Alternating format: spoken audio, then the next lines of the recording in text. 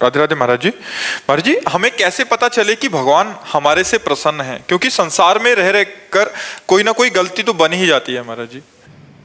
जब निरंतर भगवान का स्मरण हो, शास्त्र विरुद्ध आचरण न हो, कोई पापाचरण न हो और संत समागम मिलता रहे, तो जान लेना चाहिए हमारे ऊपर भगवान बहुत प्रसन्न है। संत समागम मिलता रहे, पापाचरण का त्याग हो, निरंतर भगवान के स्मरण का नाम जप का अभ्यास हो, तो भगवान हम पर प्रसन्न है।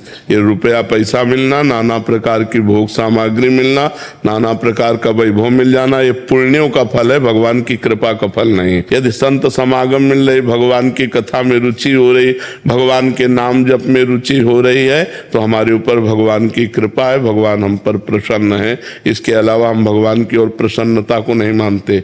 लोक वैभव की संपत्ति जो मरने के बाद हमारे साथ न जाए, वो भगवान की कृपा नहीं। भगवान की कृपा से भगवान का नाम जप चले, भगवान की कृपा से भगवान के भक्तों से प्रेम हो, भगवान की कृपा से भगवान की कथा में प्रेम हो, हमारे जीवन में भगवान का अस्तित्व आ जाए, इसी जन्म में हम भगवत साक्षात्कार कर लें, तो यह भगवान की प्रसन्नता है। अगर भजन चल रहा है ठीक, भगवान की कृपा है। संत समागम में रुचि है, भगवान की कृपा है। लीला कथा भगवान की सुनकर अश्रु आ रहा है, ये भगवान की कृपा है। महाराज जी, नियम कानून के बिना पूजा सार्थक होती है क्या? हाँ, नियम कानून एक तरफ है, भाव एक तरफ है। किसका है?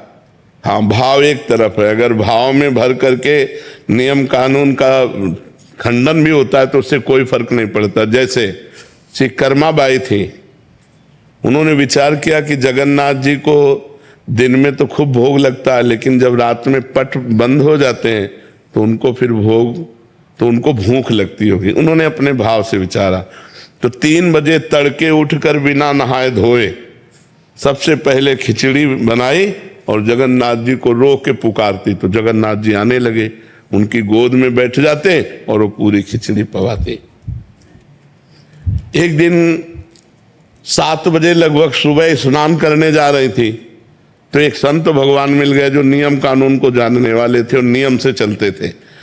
उनका, कर्माबाई स्नान करने जा रहे हो? बोले हाँ। बोले क्या, किस प्रकार की तुम भक्त हो कि सूर्य उदय हो गया अब स्नान करने जा रहे हो? अरे भक्त तो तड़के स्नान करते हैं।